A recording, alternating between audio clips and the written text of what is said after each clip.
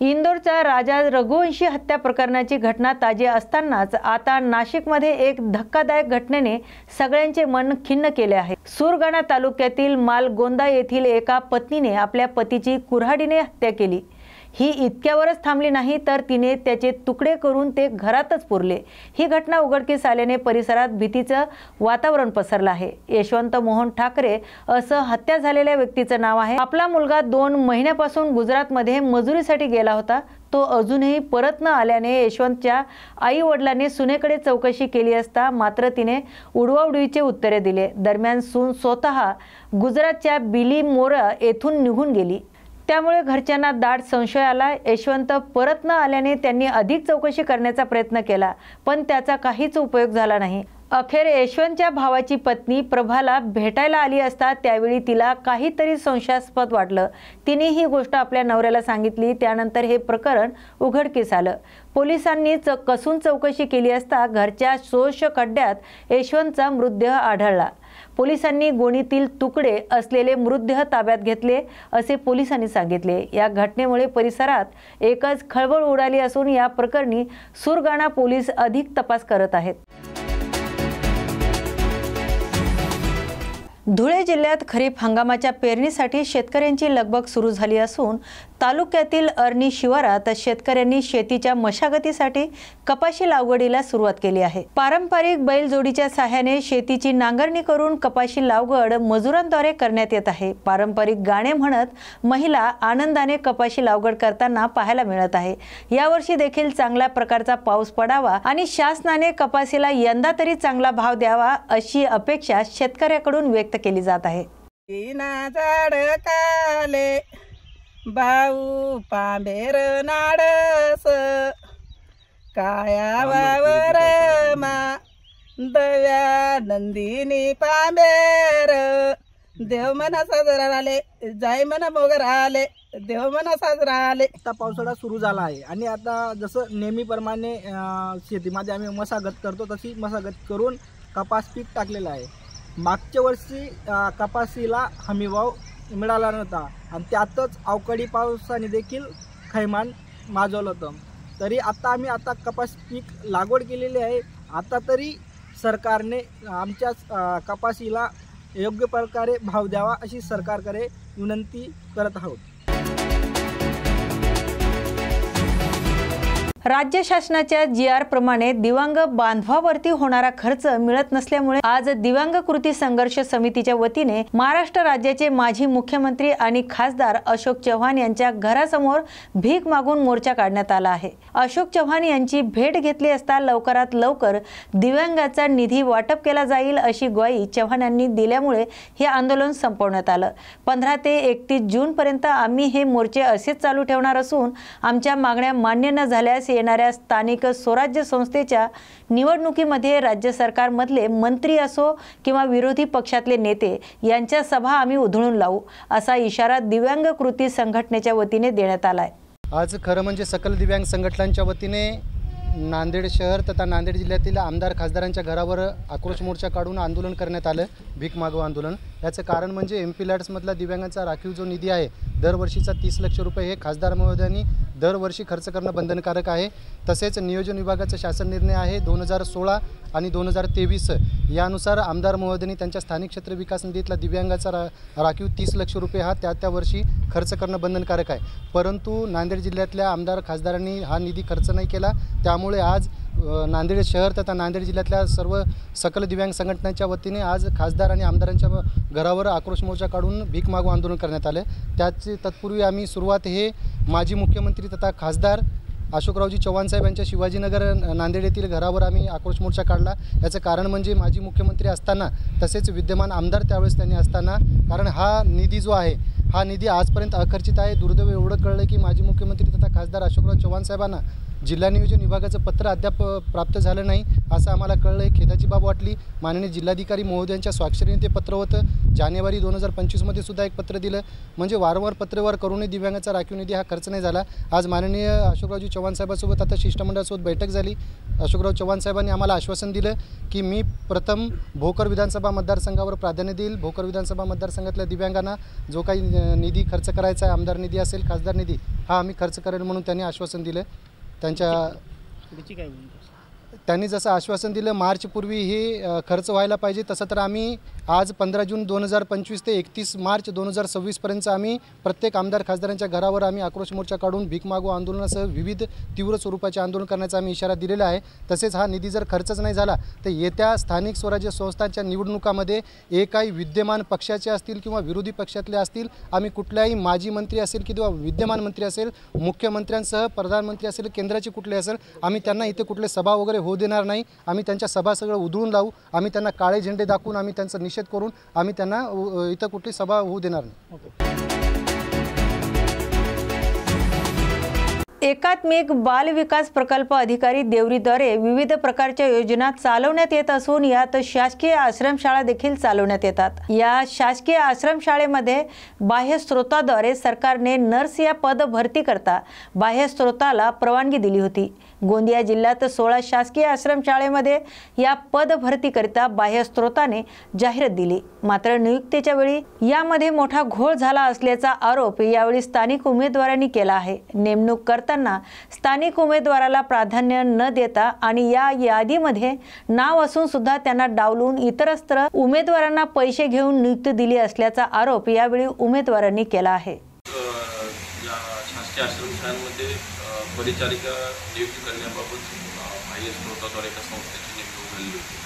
या अनुषंगाने काही नागरिकांच्याकडून माझ्याकडे एक तक्रार अर्ज काल प्राप्त झालेला होता। त्या तक्रार अर्जाच्या अनुषंगाने जी काही पुढं चौकशी करावी लागेल, चौकशी करण्यात येईल। याबाबत आमच्या वरिष्ठ कार्यालयाला त्या अनुषंगाने जे काही सत्य किंवा अपडेट आहे ते देण्यात येईल। सर, GR प्रमाणे तसे नियुक्ती करण्यात आलेली नाही का?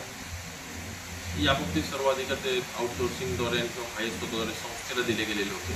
त्यामुळे याच्यामध्ये डायरेक्ट शासनानं किंवा कार्यालयाचा डायरेक्ट असा नियुक्तीमध्ये काही संबंध नाही आहे। आउटसोर्सिंगद्वारे केल्यामुळे संस्थेच्या याच्यामध्ये त्यांनी नियुक्ती केली गेली। कल्याणमध्ये खासदार डॉक्टर श्रीकांत शिंदे यांच्या नेतृत्वात 2 दिवसापूर्वी MMRDA कार्यालयात महत्त्वपूर्ण बैठक पार पडली।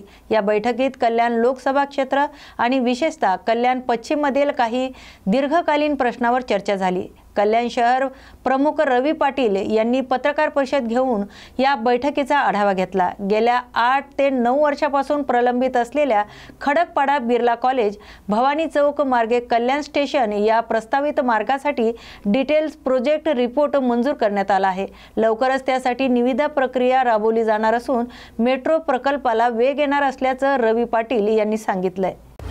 2 दिवसापूर्वी आदरणीय डॉक्टर श्रीकांत शिंदे साहेब यांच्या नेतृत्वाखाली एक MMRDमध्ये बैठकीचं नियोजन करण्यात आलं होतं। कल्याण लोकसभेचा आढावा आणि कल्याण पश्चिमचे काही प्रश्न होते। त्या बाबतीत महत्त्वाचा जो मुद्दा होता की गेल्या 8-9 वर्षापासून जो मार्ग अयोग्य आहे त्या मार्गासाठी सातत्याने आम्ही प्रयत्नशील होतो की हा मार्ग खडकपाडा बिर्ला कॉलेज भवानी चौक मार्गे कल्याण स्टेशनला जावा आणि त्याची परवा बैठकीमध्ये DPR तयार झालेला आहे। त्याची लवकरच निविदा प्रक्रिया होणार आहे। याच्यासाठी कल्याणकर हे महाराष्ट्राचे लाडके उपमुख्यमंत्री एकनाथ शिंदे साहेब आणि डॉक्टर श्रीकांत शिंदे साहेब यांचे मनापासून आभार मानते, कारण की ह्या लढ्याला यश आलेलं आहे। कारण की नागरीकरण खऱ्या अर्थाने या भागामध्ये होतं आहे आणि जास्तीत जास्त नागरिक या भागात राहत आहेत, त्यांना त्याचा फायदा होणार आहे।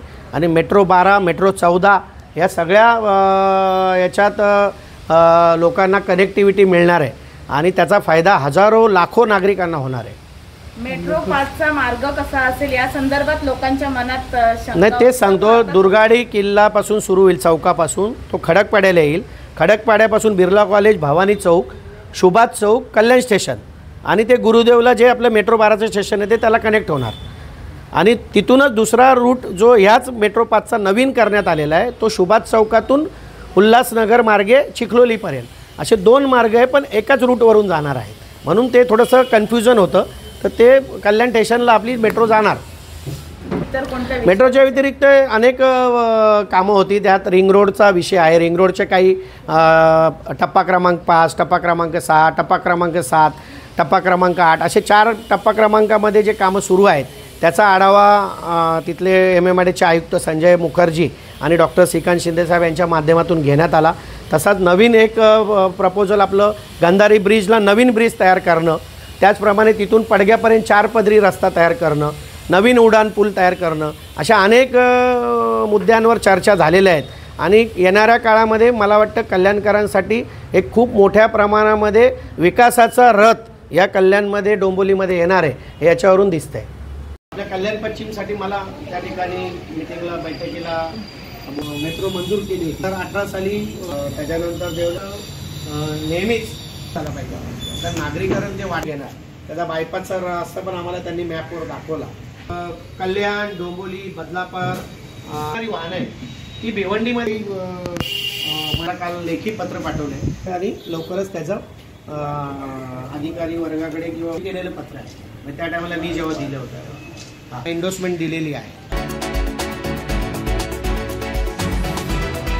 गेल्या 11 वर्षापासून भारतीय जनता पक्षाचे सरकार पंतप्रधान नरेंद्र मोदी यांच्या नेतृत्वाखाली या देशात काम करत आहेत. मोदींनी आपल्या देशाला सर्व क्षेत्रात अग्रेसर बनण्याचं काम केलं असून गेल्या 11 वर्षात आपल्या देशात अनेक विकास कामे झाली. मग ती लष्कर, अर्थव्यवस्था, आरोग्य किंवा गरीब कल्याणाच्या संदर्भात असो, आपण या सर्व क्षेत्रात प्रगतीच्या मार्गावर आहोत हे सांगण्यासाठी परिणीय फुके यांनी पत्रकार परिषद आयोजित केली होती. पासनं या देशामध्ये भारतीय जनता पार्टी NDAची सरकार आहे. माननीय आपल्या देशाचे लोकप्रिय पंतप्रधान नरेंद्र मोदी यांच्या नेतृत्वात सरकार या देशामध्ये काम करत आहे. आणि मागील 11 वर्षात जे जे विकास कामं झाले त्या संदर्भात आपल्या सर्वांना मागील 11 वर्षाच्या विकास कामांसंदर्भातली माहिती या पत्रकार परिषदेच्या माध्यमातून देण्यात आलेली आहे. अनेक जे प्रकल्प असतील, अनेक विकास कामं असतील, गरीब कल्याणाचे कामं असतील, सूचना असतील, या सगळ्या माहिती देण्यासंदर्भात ही आज प्रेस कॉन्फरन्स घेण्यात आली. भिवंडी तालुक्यातील दापोडा येथील प्रेरणा कॉम्प्लेक्स येथे केमिकलच्या गोदामाला भीषण आग लागली असून या आगीचं कारण अजूनही स्पष्ट झालेलं नाही. घटनेची माहिती मिळताच अग्निशामक दलाची गाडी घटनास्थळी दाखल झाली आहे आणि आगीवर नियंत्रण मिळवण्यात त्यांना यश आलंय. रायगड जिल्ह्यातील कर्जत येथील ST महामंडळ आगाराला नवीन सुसज्ज अशा नवीन 5 बसेस मिळाल्याने कर्जत खालापूर मतदारसंघाचे आमदार महेंद्र थोरवे यांच्या उपस्थितीत नवीन बसेसचे लोकार्पण करण्यात आले. कर्जत तालुक्यातील विविध ठिकाणी दुर्गम भागात ST बसेस पोहोचल्या असून याचा अनेक सर्वसामान्य जनतेला फायदा होत आहे.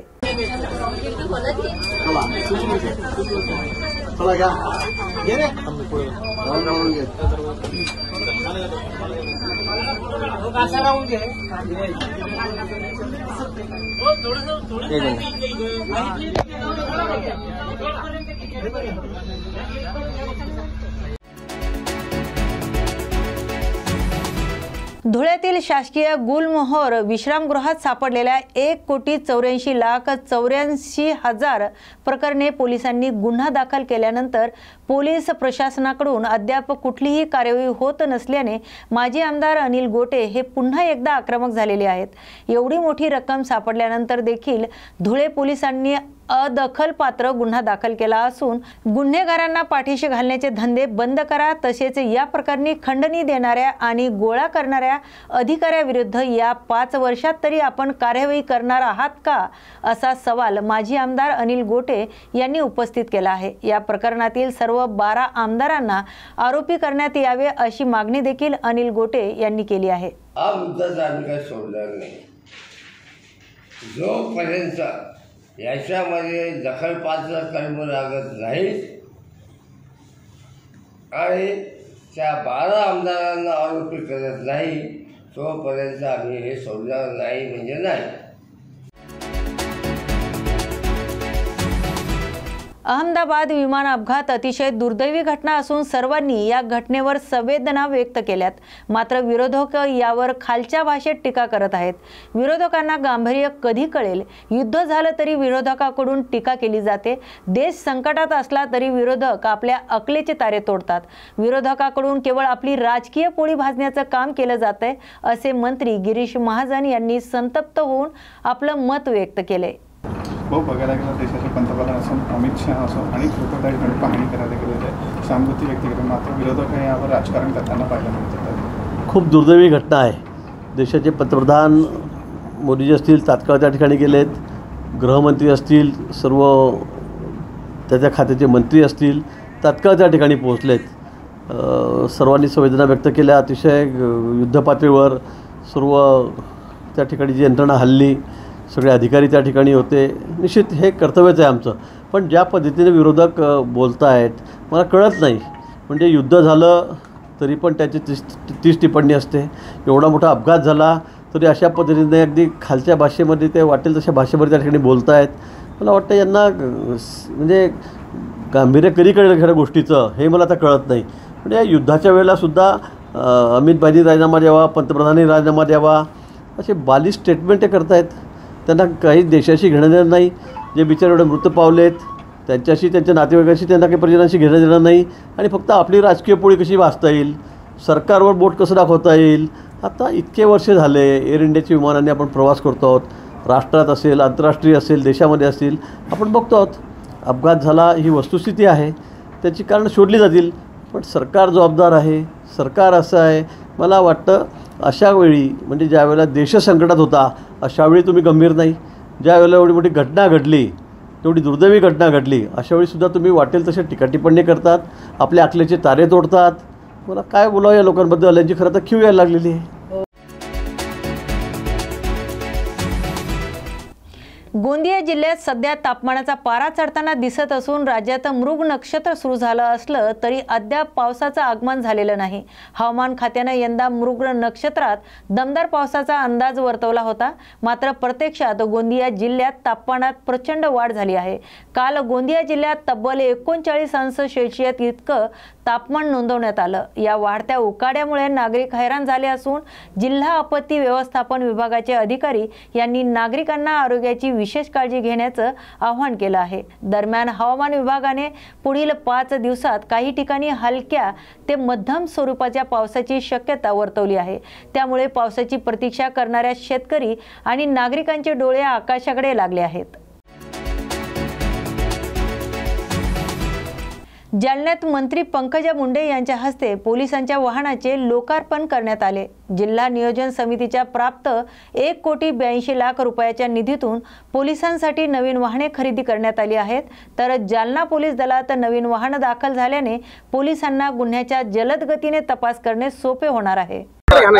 पोलीस दलामध्ये आता नवीन वाहनांचा समावेश झालेला आहे. काय सांगाल याबद्दल?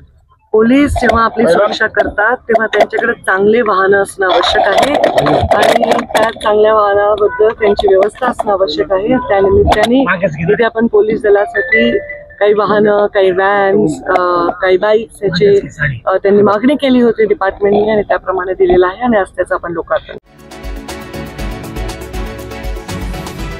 कुडाळ एसटी बस आग्राला प्राप्त झालेल्या 5 लालपरींचं लोकार्पण सोहळा आमदार निलेश राणे यांच्या हस्ते श्रीफळ वाढवून संपन्न झालाय. एसटी बस आग्राला लालपरी बस मिळाव्यात म्हणून सतत मागणी होत होती. ही मागणी आमदार निलेश राणे यांच्याकडून केल्यानंतर त्यांनी तात्काळ कुडाळ एसटी बस आग्रांसाठी 5 लालपरी बसेसची पूर्तता केली. या बसेसचा लोकार्पण सोहळा काल संपन्न झालाय. अत्याधुनिक सुविधा असलेल्या या बसमध्ये USB charger, pushback seat, hydraulic suspensions आदी फीचर्स आहेत. या बसेसमुळे कोकणवासियांचा प्रवास आरामदायी आणि सुखकर होण्यास मदत होणार आहे. एका चांगल्या कार्यक्रमासाठी आपण इथे सगळे जमलेलो आहोत. काही दिवसांपूर्वी जेव्हा मला ST कर्मचाऱ्यांमधले काही आमचे सहकारी जेव्हा भेटले आणि त्यांनी मला या विषयाची माहिती दिली आणि जेव्हा मी या विभागाचे मंत्री सन्माननीय सरनाईक साहेब यांच्याशी संपर्क साधला, त्यांच्या कार्यालयाशी संपर्क साधला, म्हणजे महायुती सरकार जे काम करतं ते सर्वसाधारण माणसांसाठी सर्वसाधारण प्रश्नांसाठी किती जागरूक आहे याचं उत्तम उदाहरण म्हणजे आजचा हा कार्यक्रम आहे. त्यांनी लगेच त्यांच्या डिपार्टमेंटला ज्या काही सूचना द्यायच्या आहेत त्या दिल्या. त्यानंतर आज आपल्याला ज्या ड्यू होत्या अख्ख्या जिल्ह्यामध्ये त्यापैकी आपल्याला आज 5 बसेस इकडे दिलेल्या आहेत. त्याबद्दल मी खरोखरच या विभागाचे मंत्री सन्माननीय प्रतापजी सरनाईक साहेब यांचे मनापासून आभार व्यक्त करतो. त्यांच्या सचिवांचे आणि त्यांच्या पूर्ण स्टाफचे मनापासून आभार व्यक्त करतो की एवढ्या तातडीने एका लोकप्रतिनिधीची दखल घेऊन त्यांनी आपल्यासाठी आज ह्या बसेस पाठवल्या. खरोखरच त्यांचे आभार आहे, कारण का हे महायुती सरकारमध्येच होऊ शकतं हे आपण वारंवार दाखवतो. सोन्याच्या दरात सातत्याने वाढ होत असल्याने ऐन लग्न सराईत ग्राहकांच्या खिशाला मोठी झळ लागत आहे. सराफा बाजारात सोन्याचे भाव गेल्या काही दिवसापासून गगनाला भिडलेत. आज दिनांक 25 जून 2025 रोजी देशात 10 ग्राम 24 कॅरेट सोन्याचा दर 1,470 रुपये एवढा आहे, तर 22 कॅरेट सोन्यासाठी 10 ग्राम सोन्याचा दर 92,098 रुपये इतका आहे. तर 1 किलो चांदीचा दर 1,06,920 रुपये आहे. याशिवाय 10 ग्राम चांदीचा दर 1,69,000 रुपये एवढा आहे. उत्पादन शुल्क, राज्य कर आणि मेकिंग शुल्कामुळे सोन्या चांदीच्या दागिन्याच्या किमती भारतभर बदलताना दिसत आहेत. बीडमध्ये राज ठाकरे यांच्या वाढदिवसानिमित्त जिल्हा सचिव सोमेश कदम यांच्याकडून आपत्कालीन सेवा देणारे पत्रकार आणि पोलीस यांचा गौरव करत त्यांना रेनकोट देऊन अनोख्या पद्धतीने साजरा करण्यात आला. सोमेश कदम यांच्या नेतृत्वाखाली बीड जिल्हा अधिकारी असलेल्या पोलीस चौकीच्या कर्मचाऱ्यांना पोलीस चौकीमध्ये जाऊन रेनकोटचे वितरण करण्यात आले. तर इलेक्ट्रॉनिक मीडियाच्या पत्रकार बांधवांना शासकीय विश्रांतीगृहात छोटेखानी कार्यक्रम घेत ह्या भेटवस्तू देण्यात आल्यात. मावळ तालुक्यात एक धक्कादायक घटना समोर आली असून तळेगाव दाभाडे शहराजवळ प्रसिद्ध पर्यटन स्थळ कुंडमळा येथे इंद्रायणी नदीवर असलेला जुना पूल कोसळून दुर्घटना घडली आहे. रविवारी असल्याने पर्यटकांची गर्दी होती. अशातच पूल कोसळून 25 ते 30 पर्यटक इंद्रायणी नदीत बुडल्याची भीती वर्तवली जाते. घटनेची माहिती मिळाल्यानंतर स्थानिक पोलीस, ग्रामस्थ आणि आपदा मित्र यांनी घटनास्थळी धाव घेतली असून बचाव कार्य सुरू करण्यात आले आहे. 2 दिवसापासून मावळ परिसरात मुसळधार पाऊस कोसळत असून इंद्रायणीच्या पाणी पातळीत वाढ झाली आहे. यामुळे नदीत पडलेल्या पर्यटकांना वाचवण्याचे शर्थीचे प्रयत्न यंत्रणांकडून सुरू आहेत.